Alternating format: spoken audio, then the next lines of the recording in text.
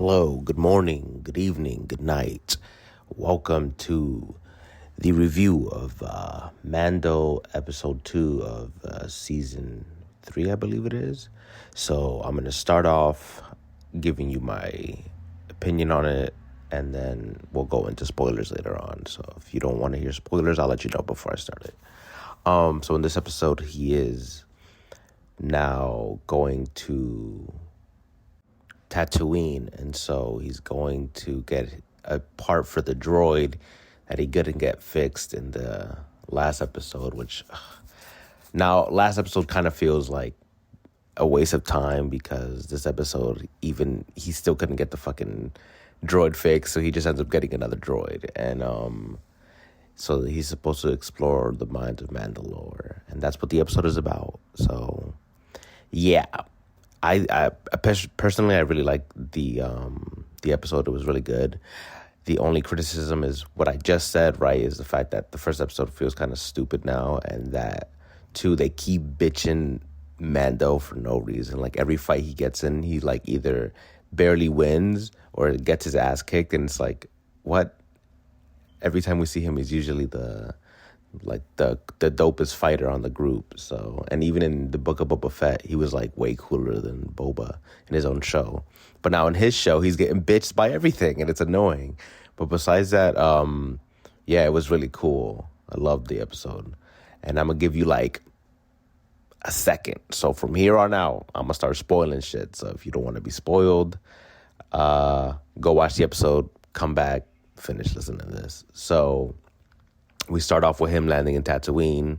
He goes to Peli, the girl who built his new ship, and also like has been in other episodes. And it's like, yo, do you have a droid part for IG-11? And she's like, no, they don't make those no more. And he's just like, oh, okay. Like all of episode 1, he was like, no, it needs to be this droid. I can't trust any other droid, blah, blah, blah, blah, blah. And then it's like, she's like, nah, we can't fix him. And he's like, all right. And then she's like, but I have this droid if you want this one. And she like lies to him, and it's like, I'll give you like 50% off. So he buys like an astromech droid for his ship. So now Grogu can't chill up top no more because it's a droid thing again. And again, now it makes no sense that in the Book of Boba Fett they took it out because he didn't want a droid and put that little dome for Grogu, and now Grogu lost his little dome, and now it's a droid thing again. So like removing it in the first place made no sense.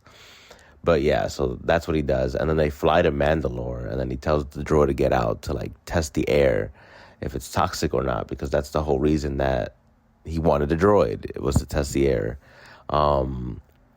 And so, but then it gets hit by something, and then Grogu's like, yo, go check on him. And he's like, all right, fine. And then he doesn't know it's toxic, so he pressurizes his helmet. But then he opens the fucking cockpit, and Grogu's just in there. So if it was toxic, which it turns out not to be anyway, but if it was, it would have killed Grogu. Grogu can't just live out there, whatever.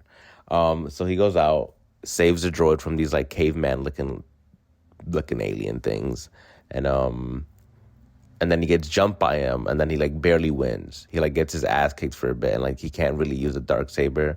And I'm like, damn, bro, like why are they really bitching my mans out here? And then he beats them, and then he goes further down the mines to look for the waters. He finds another Mandalorian's helmet, picks it up, and it turns out to be a trap from another droid. That's like this big spider-looking thing, or like crab-looking thing. And I was like, yo, damn, bro, like this man really can't catch a break. He's just getting bitched by everything. And so after that, he gets captured, and then Grogu starts following the big robot to save him, and then Grogu can't save him, which is, I don't know why Grogu couldn't grab the little darksaber from the ground and then cut the shit. I don't know. He was training with Luke for 2 years. He should know how to use a fucking weapon a little bit, but I guess not.